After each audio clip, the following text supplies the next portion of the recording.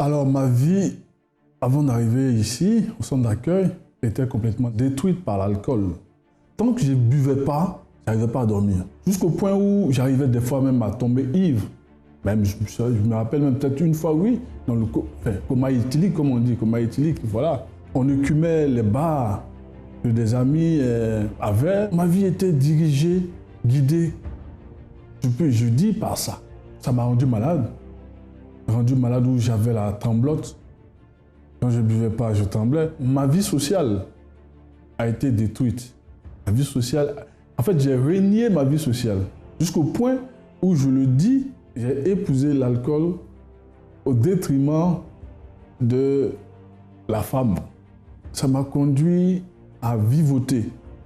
À vivoter, à avoir une vie, je dirais, de bohème peut-être. Parce que ça m'a conduit même aussi à connaître un état de vivre, un état de SDF. Quand je ne buvais pas, je me sentais triste. Alors au centre d'accueil, je suis venu au centre d'accueil parce que j'avais un ami qui avait une boutique exotique où je venais boire. La boutique était située dans la rue de l'église.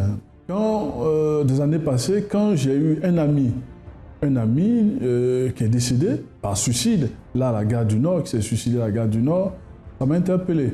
Ça m'a interpellé parce qu'entre-temps, ma vie était complètement détruite aussi. Et ça m'a interpellé. C'est comme ça que je suis venu au centre d'accueil. Je me suis rappelé que là où tu allais boire, il y avait une église, ben vas-y voir. Donc c'est comme ça que je suis venu au centre d'accueil. Et au centre d'accueil, j'ai vu les pasteurs, on a commencé dans les chaînes de prière, tout et tout.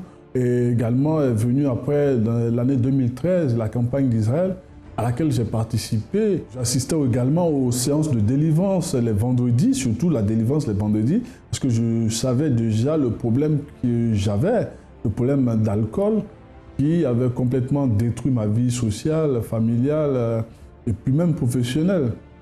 J'ai fait la campagne d'Israël pour être bref, c'était pour ma vie spirituelle, déjà, pour ma vie spirituelle. Parce que j'avoue que j'étais aussi dans d'autres, avant de venir là, j'étais aussi dans d'autres églises. Vous voyez, dans d'autres églises où, bon, voilà, comme ça. Je dis non, je ne peux pas continuer comme ça, à danser, à vivoter. Je veux bâtir ma vie sur le roc, sur le rocher que tu es. Mais c'est vrai, ma vie spirituelle, mais également ma vie financière et professionnelle. Donc, Seigneur, voilà. Toi-même, tu sais, tu me connais, je n'ai pas de grands mots ni de grandes phrases à faire. Je suis allé creuser, voilà. Donc, c'est comme ça que j'ai fait mon sacrifice. Ma vie actuellement, ma vie, ce que je suis libre et j'ai la paix. J'ai la paix, j'ai les moyens, les conditions d'aller vers les autres. J'ai cette, comment on appelle, cette assurance d'aller vers les autres. Parce qu'avant, j'étais très enfermé. Le merveilleux cadeau que Dieu m'a fait, c'est ça, c'est la paix intérieure en moi. Parce que je ne connaissais pas mon identité. L'alcool, la cigarette, la vie mondaine, ça c'est du passé. Et ensuite, ma vie professionnelle, financière, bénie. Le centre d'accueil, je peux dire que c'est une école, un endroit où on agit la foi. Je suis heureux parce que j'ai la paix et libre.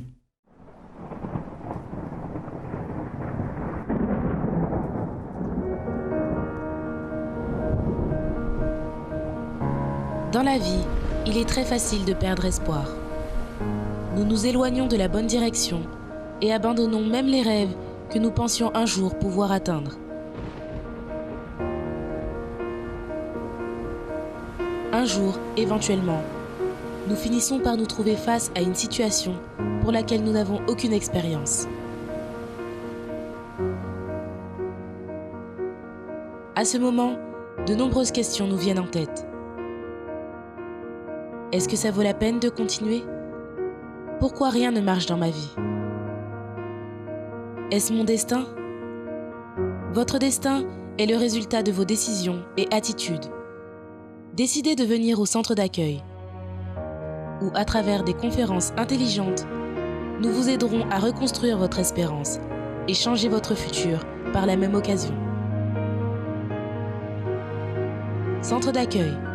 Définissez aujourd'hui ce que vous voulez vivre demain. Bonjour à tous et soyez les bienvenus dans Foi en Action, votre émission. Nous sommes toujours en ce début d'année et la vision que nous voulons vous transmettre, c'est une vision justement de pouvoir prendre la décision qu'il faut pour que cette année ne ressemble pas à l'année 2015. Peut-être vous vous dites même que l'année 2015 était une bonne année, certes, mais ne faut-il pas que 2016 soit meilleur? Ou peut-être 2015 n'était pas l'année que vous vouliez, dans le sens où vous n'avez pas pu atteindre vos objectifs. Peut-être ça fait depuis longtemps que vous luttez pour certaines choses et que jusqu'à présent, vous n'avez pas réussi à conquérir. Alors nous sommes venus avec une solution. La solution qui vous permettra de réaliser vos rêves. Il est bien clair que lorsque nous vous disons solution, rien ne sera facile.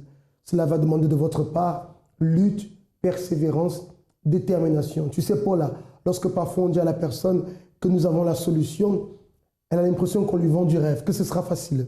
Oui. Or, rien n'est facile, lui vend du rêve, que ce sera facile. Et même, c'est ce qu'on nous a appris, même dans la réunion, dans la veillée du 1er janvier, que si on veut de grandes victoires, on doit être prêt à quoi? À de grandes luttes. Ça veut dire quoi? Que pendant cette année, des choses merveilleuses vont se passer, comme vous étiez en train de dire, des choses grandes vont arriver dans la vie de la personne, mais il n'y a pas de rêve. Pour avoir des choses grandes, il faut sacrifier, il faut lutter. Ça ne va pas être facile. Laissez-moi vous dire que cette année sera une année où il y aura beaucoup de luttes. Vous voyez que tout le monde se dit bonne année, bonne ceci, bonne cela, comme on était en train de parler hier. Mais tout ça, c'est de l'illusion. Excusez-moi de le dire, c'est de l'illusion. Parce que personne ne se dit, tu sais, cette année, personne ne va entendre que cette année, il y aura des grandes difficultés, que cette année, il y aura des choses qu'on n'imagine pas, des choses qu'on ne prévoit pas. Et la vérité, c'est ça même. Il y aura des difficultés, il y aura des choses que vous n'avez pas prévues, il y aura des barrières, il y aura des obstacles, les moments de découragement vont venir, les moments de vouloir tout abandonner vont venir. Mais là n'est pas le problème. Le problème, c'est la réaction des personnes à ces situations qui viennent. Parce que celle qui est déterminé à obtenir un changement de vie, celle qui est déterminé à avancer, rien de tout ce qui viendra comme barrière, comme obstacle, ne l'empêchera de réaliser son rêve. Oui, parce qu'elle verra que dans toutes ces difficultés, elle va se dire, ah, la difficulté est là, mais l'opportunité aussi, elle est quoi? Elle est là avec cette difficulté, parce que si cette difficulté est là, c'est que je suis proche aussi de la réalisation de mon rêve. Voilà.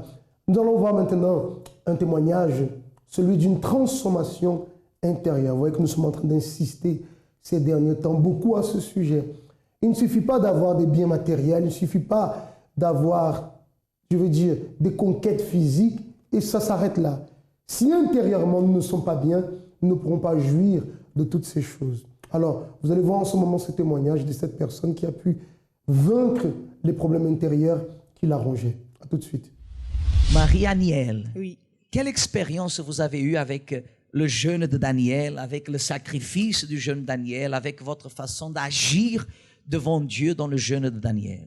Donc, j'ai eu une enfance très difficile. C'est-à-dire que quand je suis arrivée au centre d'accueil, ma situation familiale a été détruite en fait. Ma mère nous a élevés seuls, moi et mes frères, puisque mon père nous a laissés. Et on manquait de tout en fait. Des fois, on n'avait pas à manger, on n'avait pas de quoi manger. On vivait des fois dans des squats. C'était vraiment difficile. Ici en France? Oui, ici en France. Et ma mère a été malade, avait une maladie dans les poumons, donc elle a été aussi hospitalisée pendant 1 an. D'où j'ai été séparée avec elle, sans papa, sans maman, c'était juste les amis de la famille qui nous gardaient. Intérieurement, en fait, j'étais mal, en fait, de voir ma mère souffrir, de nous voir dans cette situation.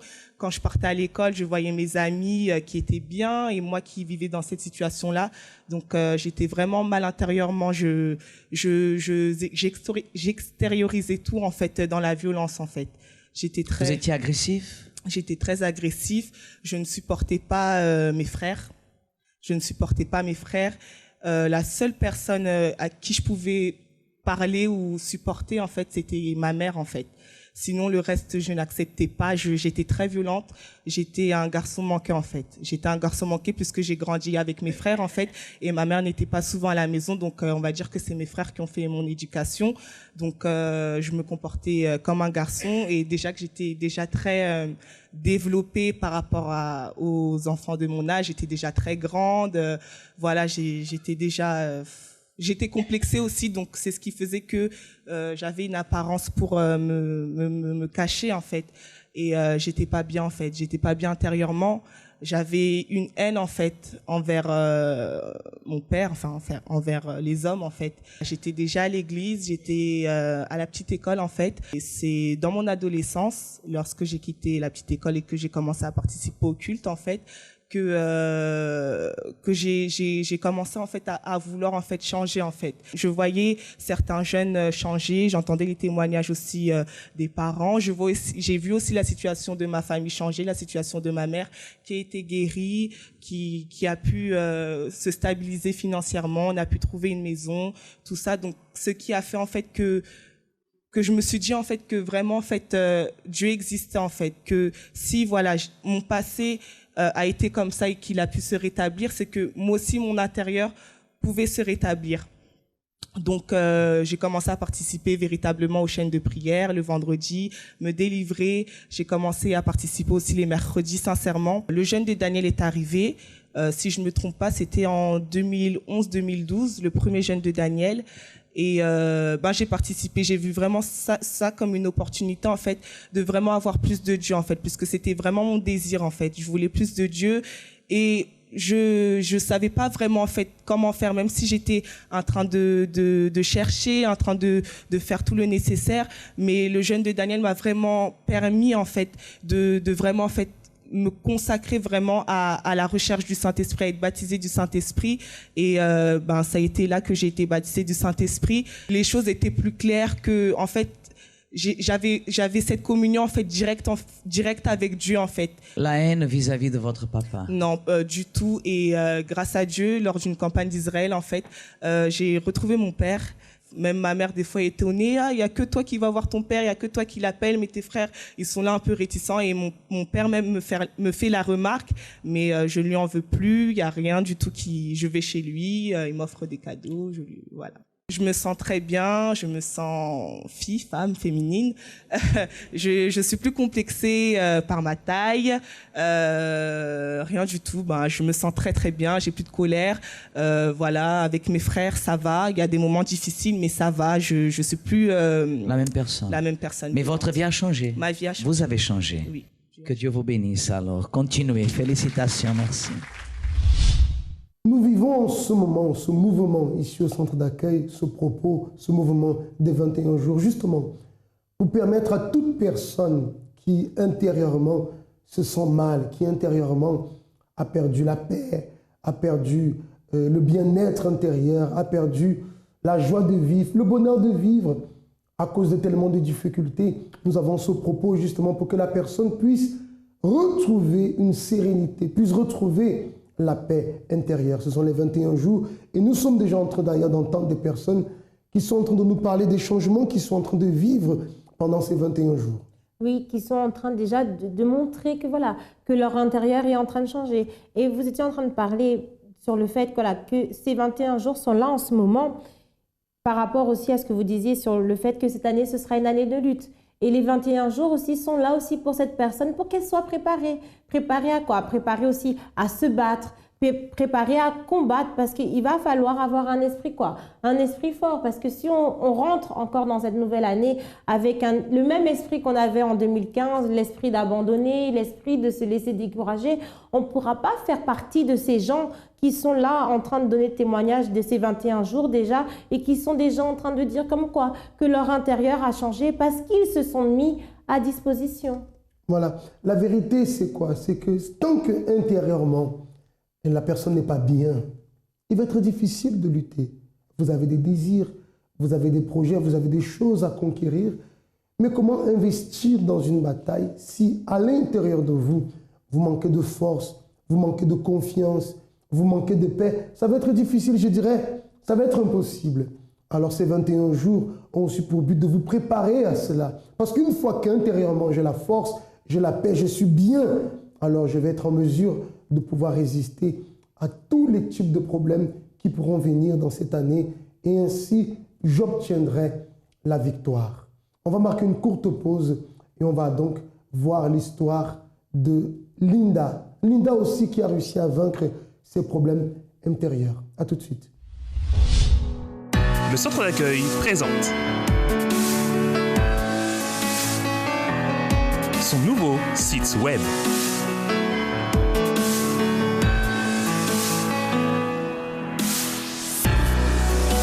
Il y a beaucoup de nouveautés, des messages positifs et de motivation. Vous pouvez assister à nos émissions de télé et écouter la radio positive. Découvrez notre travail. Les groupes.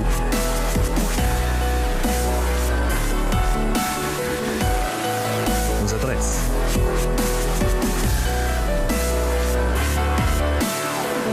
Les horaires.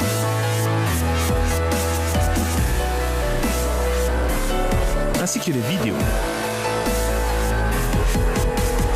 Si vous avez besoin d'aide, il y a une page qui vous est dédiée. Le site est disponible sur ordinateur, smartphone et tablette.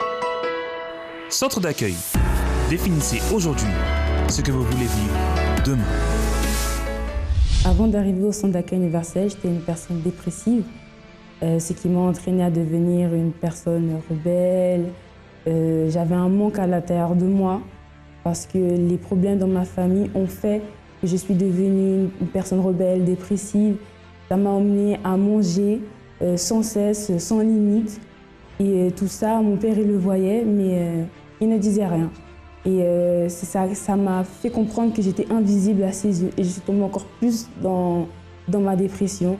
Alors, je n'avais aucune idée suicidaire ou quoi que ce soit du même type. Mais voilà, c'était vraiment que ça.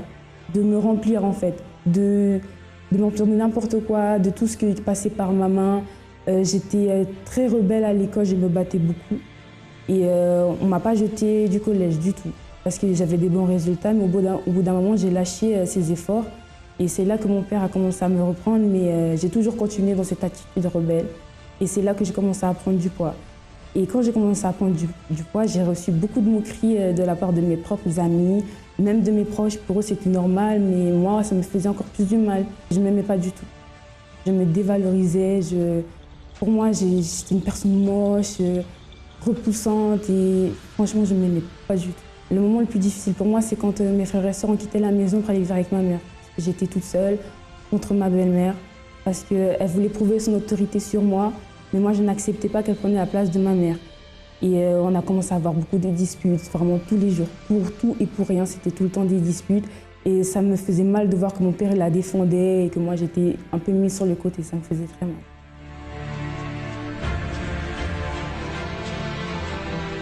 J'ai connu le centre d'accueil universel par une amie qui m'a emmenée à la Force urbaine. Donc par là, j'ai connu le centre d'accueil universel. J'ai commencé à venir le dimanche, le lundi, le jeudi et surtout le vendredi. C'est-à-dire que quand le pasteur y parlait, je me sentais touchée. Ça parlait vraiment de la situation dans ma famille en fait. Et c'est là que j'ai commencé à prendre de nouvelles attitudes. Pour moi, venir au centre d'accueil universel, c'était que pour ma famille. Je voulais seulement changer ma famille. Ma famille, en fait, elle est divisée. Et il y avait beaucoup de disputes, de bagarres, vraiment que de la violence. Et je voulais vraiment que ça s'arrête. Et un jour, j'en ai discuté avec un ouvrier qui m'a expliqué que si je voulais que ma famille change, il fallait que ça commence déjà par moi, que je prenne de nouvelles attitudes. Et du coup, j'ai commencé à prendre de nouvelles attitudes. C'est-à-dire, par exemple, quand je voyais ma belle-mère me crier dessus, je ne répondais pas. Pour moi, il fallait que, même si ça bouillonnait à l'intérieur de moi, il fallait que je me retenais, je la regardais, je disais oui, je vais faire. Même si je savais qu'il y a quelque chose, c'était pas moi, je disais oui, c'est moi et je vais faire. Et c'est de là qu'ils ont commencé à avoir les nouvelles attitudes et petit à petit, c'est-à-dire le feu qui bouillonne à la maison, ben, ça a commencé à descendre. J'ai participé au propos du jeûne de Daniel et c'est à partir de là que vraiment j'ai totalement changé. J'ai participé à la campagne de l'extraordinaire pour avoir mon indépendance financière, c'est-à-dire avoir mon propre compte avec ma carte. J'ai fait les propos qu'il fallait faire, c'est-à-dire venir le plus souvent à l'église, prendre des nouvelles attitudes, jeûner. Et voilà, j'ai beaucoup prié dans ce sens-là et j'ai reçu ma carte. La campagne représentait pour moi vraiment la dernière porte, vraiment la dernière issue qu'il me fallait pour que je puisse avoir ce que je demandais. Et je me suis donnée à fond sans me poser de questions pour pas que je sois troublée et je suis partie à fond et j'ai reçu. Aujourd'hui, ma vie est rétablie. Mon intérieur, il va très bien. J'ai vraiment ce renouvellement qu'il me fallait, être remplie mais vraiment de la présence de Dieu parce que avant c'était voilà, catastrophique. Je ne suis plus dépressive, je vais très bien. Aujourd'hui, on me reproche trop de trop rigoler. Et avec ma famille, ça va. Même si le combat est vraiment tous les jours, ça va mieux que dans le passé. Et aujourd'hui, ma famille va mieux. Aujourd'hui, je suis une fille ébanouie qui se valorise parce que je ne me valorisais pas du tout. Je me détestais, mais vraiment, je me détestais. Et maintenant, ça va très bien, je me valorise, je me trouve belle. Pour moi, le centre d'accueil universel, c'est vraiment l'école en fait, pour apprendre aux gens comment avancer. Certes, on a notre école ici, mais ça, c'est vraiment l'école spirituelle pour apprendre à avancer, soit dans notre foi, ou même à devenir une nouvelle personne, mais encore plus forte. Et j'invite vraiment à toutes les personnes à venir au centre d'accueil universel pour avoir une nouvelle vie. Si hier, vous nous avez suivis dans l'émission, c'est justement ce qu'on est en train de dire en ce qui concerne ici, maintenant, le cas de Linda. Beaucoup de personnes, pour trouver la paix intérieure, le bien-être intérieur, vont le faire dans la musique, le sport. Dans le cas de Linda, c'était manger.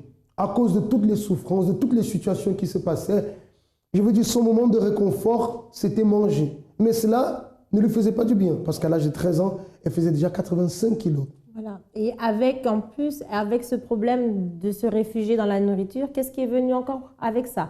Le complexe. Parce que son corps a commencé à changer, elle a commencé à ne pas se reconnaître. Donc, en plus des problèmes qui étaient déjà là, son addiction à la nourriture a causé de quoi? Des nouveaux problèmes encore. Et donc, c'était une histoire sans fin. Mais une fois qu'elle a pris la décision, qu'elle a fait ce qu'il fallait faire, les choses ont complètement changé. Elle a pu trouver la paix intérieure. Aujourd'hui, il y a la paix dans la famille, elle s'entend bien avec sa belle-mère. Enfin, tout a été totalement restauré. C'est extraordinaire de voir comment, lorsqu'une personne dépose sa confiance en Dieu, lorsqu'une personne reconnaît véritablement qu'elle a besoin de Dieu et qu'elle fait sa part, Dieu ne faillit jamais, Dieu répond toujours. Il est fidèle véritablement parce qu'il nous montre que dans toute situation, si on lui fait confiance, il va toujours venir à quoi? À notre secours. Il va nous donner cette main tendue que nous avons besoin. Il va nous donner cette force dont nous avons besoin aussi pour sortir de nos problèmes, pour sortir de nos difficultés et pour commencer à nous battre pour avoir une vie transformée. Exactement. Cette vie transformée vous attend. On va marquer une courte pause, le temps d'un spot, et on revient tout à l'heure avec l'histoire d'Elena. Comme l'habitude, vous allez découvrir en 3 parties comment sa situation a évolué dans le bon sens. Dois-je me définir d'après mon passé? Mon compte bancaire est-il le reflet de mon intérieur? Et qui serai-je quand mon apparence commencera à faner? Nous pouvons refléter notre identité dans de nombreuses choses et finir par devenir un parfait étranger en se regardant dans le miroir. Dieu nous a créés à son image pour que nous ayons une vie confortable, intérieurement et extérieurement, fruit d'une droiture, d'une foi intelligente et d'une bonne conduite quotidienne.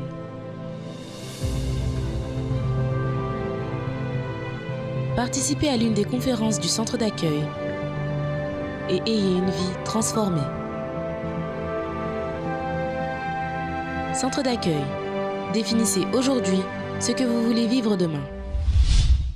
Avant que je sois arrivée au centre d'accueil, ma vie était complètement détruite. C'est-à-dire qu'avant de rentrer dans le centre d'accueil, j'étais complètement... ma vie de couple s'était détruite. Je venais en plein de divorce. Et puis, je voulais vraiment... J'étais complètement... pour moi, je pouvais mourir. Pour laisser ma mère pour s'occuper de ma vie, pour occuper de mes enfants. Parce que je voulais divorcer, je voulais débarrasser de mon mari. J'avais détesté de mon mari.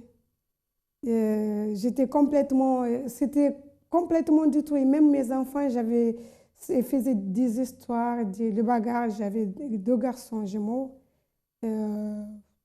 C'était complètement détruit chez moi. Bah, c'est-à-dire que mon mari, il avait un vice qui joue. Et puis, il prenait l'argent partout, son fico, facette, confinaga, il avait des cartes. Il prenait des jeux, il prenait l'argent et joue. Et puis, moi, j'ai resté tout seul avec les enfants. J'ai 4 enfants.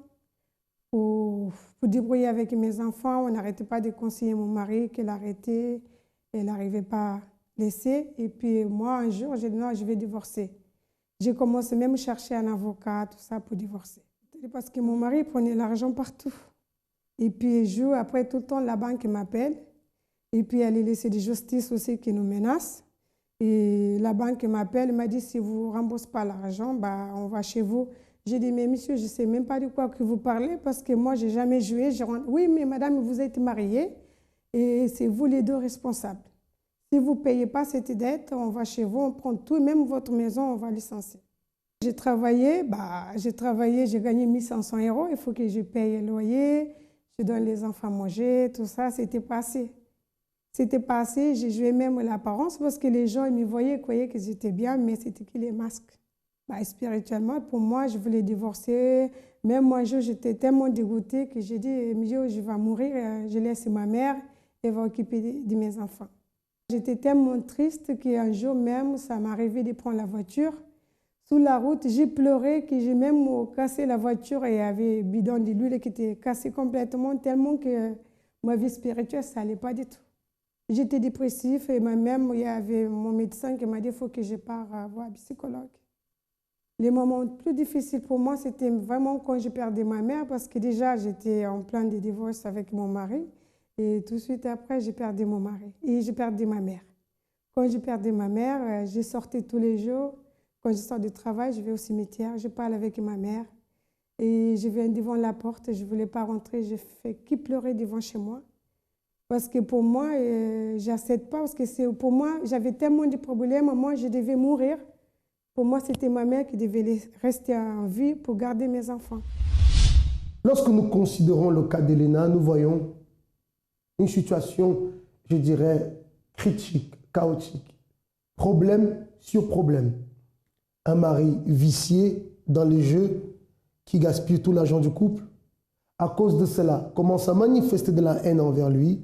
Et imaginez-vous vivre dans le même toit pour une personne pour qui vous avez de la haine. Ça, c'est quelque chose de tellement difficile. Après, ça sont venus les désirs de suicide et après la mort de sa mère. Pour tout, je peux dire pour tout, comme une cerise sur le gâteau, on dit, mais dans un sens vraiment très négatif. Ça veut dire cumul de problèmes sur problèmes. Ça veut dire plus le temps passe, un effet que s'enfoncer.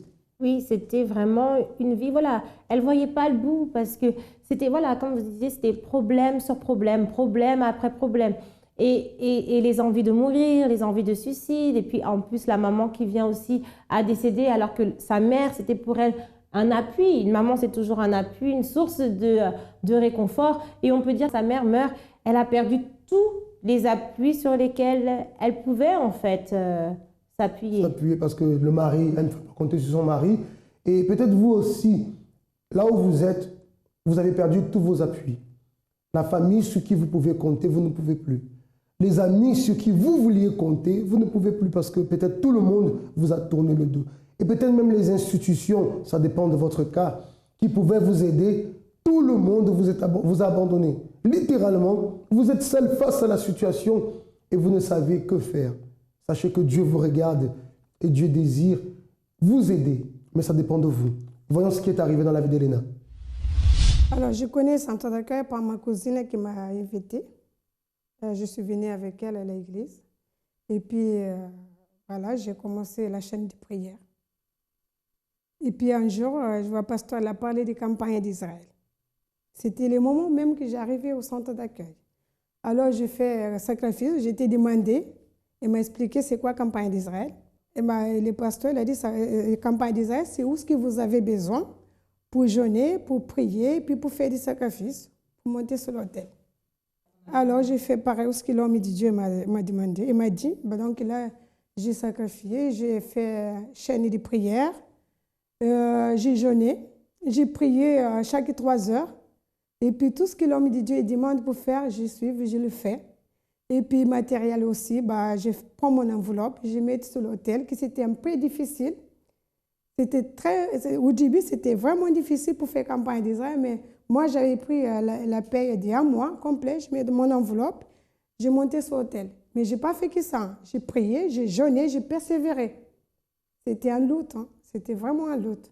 Mais après, j'ai trouvé les réponses. Mon esprit, c'était pour moi, je sais que je participe. Je vais recevoir parce que je vois beaucoup de témoignages quand j'étais à l'église.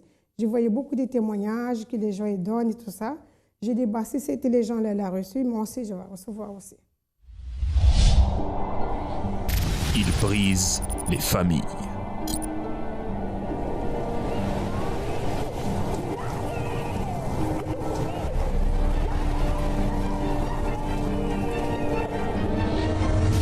Il contrôle l'argent.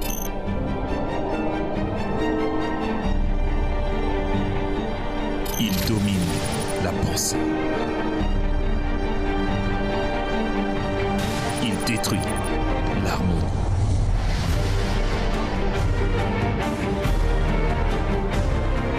Il emprisonne la vie.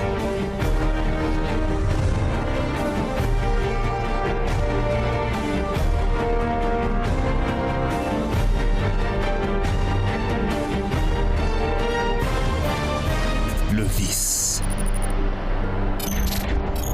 Combattez-le. Tous les dimanches à 14h30. Il y a une solution pour vous et votre entourage. Ne le laissez plus être le maître en participant de cette thérapie.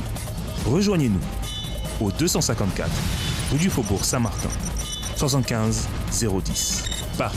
Plus d'informations sur la ligne AMI 24 heures. Centre d'accueil. Définissez aujourd'hui ce que vous voulez vivre demain. Centredaccueil.net. Vous êtes en train de recevoir une opportunité. Vous voyez que Elena, elle a reçu plusieurs opportunités. Depuis déjà, Dieu l'appelait plusieurs fois, plusieurs reprises, pendant que la situation était encore, on va dire entre guillemets, vivable, parce que bon, façon de parler, elle avait déjà reçu l'invitation. Dieu l'appelait déjà pour qu'elle puisse avoir l'opportunité de changer la situation. Mais elle n'a pas saisi. Elle a attendu d'être plus bas pour pouvoir prendre la décision. Et c'est ce qui arrive souvent avec l'être humain. Il attend que quoi, que sa vie est en bas, qu'il est dans le fond du puits pour pouvoir accepter l'aide qu'on est en train de lui donner, l'aide que quelqu'un est là et veut lui dire, voici, si tu fais ça, ta vie, elle va changer. Mais j'ai envie de dire, malheureusement, c'est ça qui arrive, mais des fois aussi, c'est ça qui est nécessaire. Voilà. Et beaucoup de personnes laissent passer les opportunités. N'attendez pas. Vous aussi, à plusieurs reprises, peut-être c'est la première fois que vous voyez cette émission, en tout cas, l'invitation vous est donnée. Peut-être vous êtes un habitué ou une habituée de cette émission. Comprenez que cette émission n'est pas là pour divertir. Elle est là pour vous conduire sur un chemin afin que vous puissiez voir vraiment ce Dieu vivant se manifester dans votre vie. Mais comme on dit toujours, c'est à vous de prendre la décision. Allez-vous encore laisser passer une opportunité et de continuer à souffrir, à vous lamenter, à vous plaindre? C'est à vous de décider. Arrivé le moment où elle a pris la décision, bien qu'au plus bas, là, il est clair que où elle s'accrochait, ou elle était perdue. Je pense que la seule chose qu'elle a trouvé de faire, vraiment, c'est de s'accrocher. Parce que malgré les situations, elle voulait vivre, elle voulait s'en sortir. Oui, elle voulait s'en sortir et elle voulait aussi, voilà, montrer que sa vie pouvait être une vie transformée. Et j'étais en train de penser qu'il y a un proverbe qui dit comme ça, que l'homme intelligent apprend avec les erreurs des quoi? Les erreurs des autres. Alors, je pense que ces témoignages sont aussi là pour montrer aux personnes que, voilà, regardez, des personnes sont passées par telle et telle situation, ont eu tel et tel problème. N'attendez pas que votre vie arrive à ce degré de problème pour prendre la solution, pour prendre la main tendue qui est déjà en train de vous être donnée. C'est exactement ça. Alors, voyons, quel a été le résultat des décisions qu'elle a prises ici, les conseils qu'elle a reçus, les orientations, les prières, les différents propos, campagne d'Israël, les chaînes de prière, les jeûnes de Daniel. Voyons quel a été le résultat de tout cela dans sa vie. Aujourd'hui, je vais rigoler d'abord avant que je parle. Parce qu'aujourd'hui, je suis transformée, je suis bénie. Dieu m'a restauré ma vie et m'a changé complètement. Ma vie sentimentale, c'est très, très bien. On est très bénis, notre couple de mariage, mes enfants. On est vraiment heureuse. On veut divorcer aujourd'hui, là où je suis, mon mari m'appelle, chérie, t'es où? Ah, je suis là, moi aussi, je l'appelle et tout. On est partout, on va ensemble. Et cette chose-là même, je dis, des fois, je regarde, je dis, ça c'est moi, avec mon mari. On est vraiment bénis dans notre couple de mariage. Dieu nous a bénis. On est plus amoureux et ça n'a rien à voir, même au début, même de mon mariage, ou ce que j'ai vu maintenant, ça n'a rien à voir. Même au début que j'ai rencontré mon mari, ça n'a rien à voir. Pour moi, c'est maintenant que j'ai rencontré mon mari, qu'on est mariés, c'est maintenant. Ça n'a rien à voir au début. Alors, ma vie financière, je suis vraiment bénie.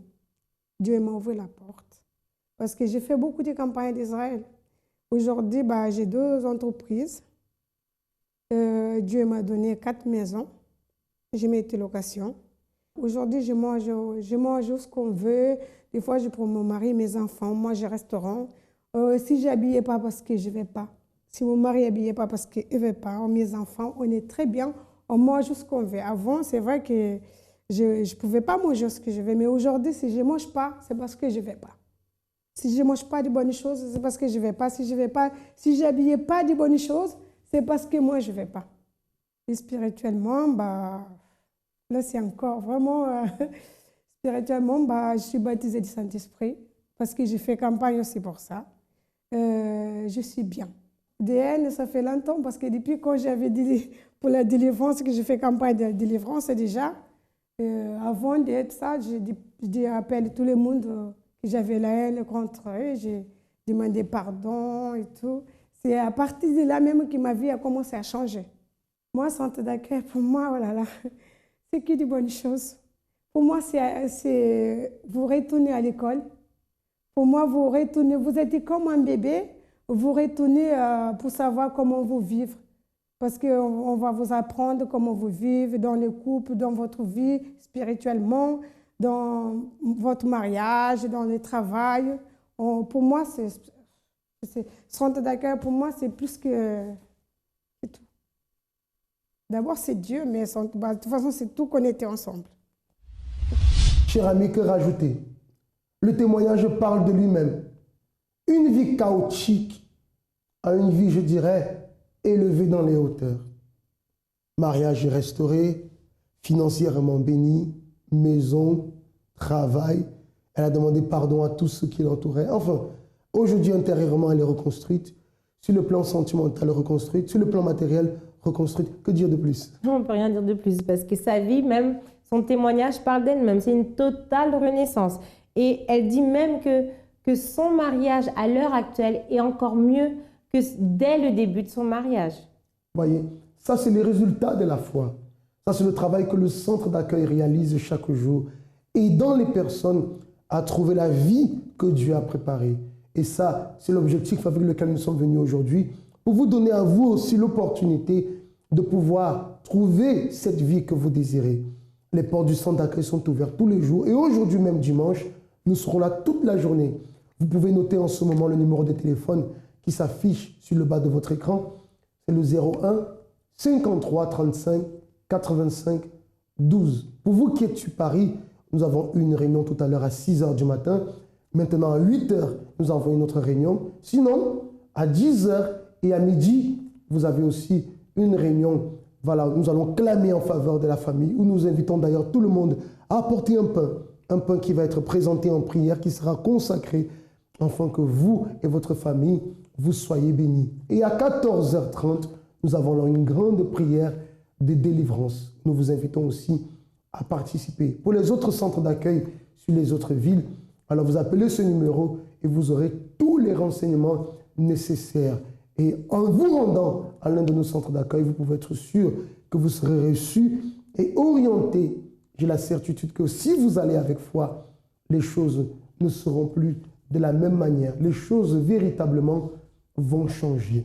Avant de conclure, j'aimerais aussi inviter tous les hommes, aujourd'hui, à 16 h, là, dans notre centre d'accueil à Saint-Denis, vous avez l'adresse qui s'affiche en ce moment. Nous avons une réunion spéciale pour tous les hommes.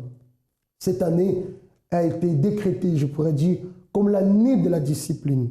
Pour avoir un peu plus d'informations, de compréhension par rapport à cette réunion, je vous invite à participer. Pour vous qui désirez devenir un homme meilleur, un mari meilleur, un père meilleur, enfin, dans tous les sens, un homme meilleur, cette réunion, elle est pour vous. Aujourd'hui même, à 16h, dans notre centre d'accueil à Saint-Denis, l'adresse est là, affichée sur le bas de votre écran.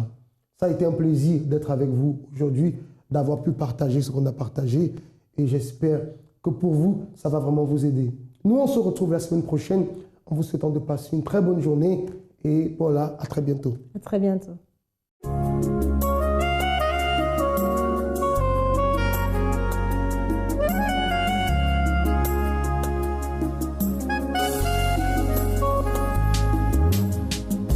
Pendant longtemps, j'ai vécu éloigné du Seigneur Jésus. J'étais si triste et je pleurais en ténèbres et sans lumière, avec le poids du péché.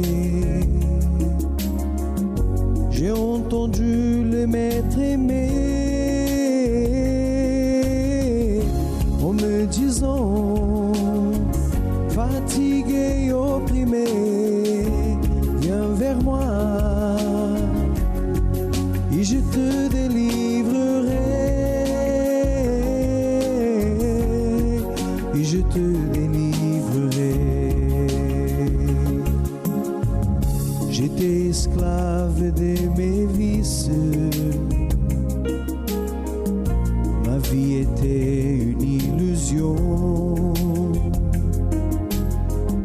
En m'apportant des préjudices,